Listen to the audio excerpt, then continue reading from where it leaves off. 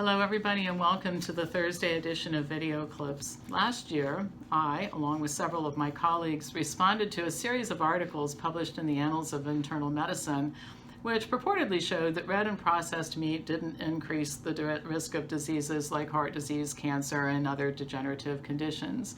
The folks who are always interested in good news about habits latched onto this right away and started repeating that there was absolutely no reason for people to change their dietary habits or reduce their red and processed meat consumption.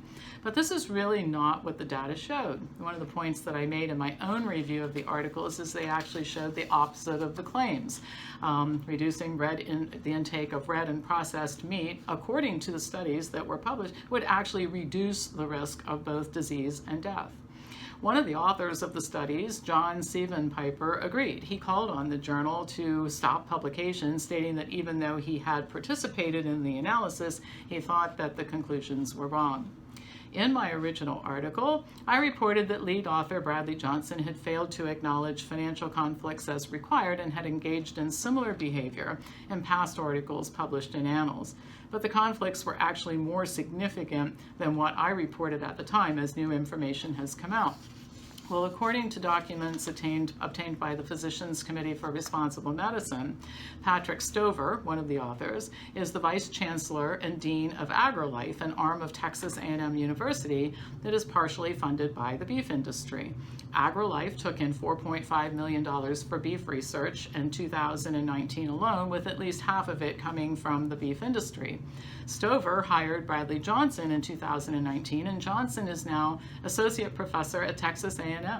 AgriLife committed an additional $76,863 for Johnson to lead a study designed to re-examine the risks associated with consuming saturated fat. We can assume that the purpose is to show that it's really okay to eat a lot of it. On December 31st, Annals issued a partial correction disclosing some of the conflicts for Bradley Johnson, but has yet to print anything that would come close to full disclosure of all of the conflicts of the authors. Dozens of experts have called on Annals to retract the articles, but Dr. Neil Barnard, president of PCRM, sent a letter on January 24th of this year asking that Annals at least publish disclosure. If you're not going to take the articles out, you at least need to come clean with the conflicts and the proper disclosure of these conflicts. Well, as of now, this is one of the frustrating things I think for all of us, these kinds of things happen and there are no consequences, nobody loses their job, nobody's been fired or lost funding or been penalized in any way yet, but that actually might be changing. So, in October of 2019, the Physicians Committee for Responsible Medicine asked the Philadelphia office of the district attorney to initiate an investigation of Annals for reckless endangerment. There are good reasons why the DA should act on this request. Now, I support freedom of the press, but with this freedom comes some responsibility. Media outlets, for example, are supposed to report accurate information, and when they knowingly promote false information, can be subjected to lawsuits from people claiming to have been harmed. First Lady Melania Trump won just such a lawsuit against the media a couple of years ago, and CNN recently settled with the Covington High School student who sued CNN and many other media outlets. Those lawsuits are still pending for promoting a false narrative about his actions while visiting Washington, D.C. as part of a school trip. I think it's time for medical journals to be held accountable for some of the nonsense and outright incorrect information, sometimes I believe knowingly incorrect, that they continue to allow to appear in their publications. A recent article in Scientific American concurs. Naomi Oreskes, Harvard University professor and author, agrees that the research presented in the Annals articles is questionable based on research methodology and criticizes the journal and authors for not clearly stating the conflicts of interest. So she agrees with us on that. While acknowledging that in pursuit of new discoveries, some, quote, bad or even reckless studies will be published, she says what happened with the Annals articles is quite different. In this case, Annals didn't just publish research papers, it published what amounted to nutritional guidelines.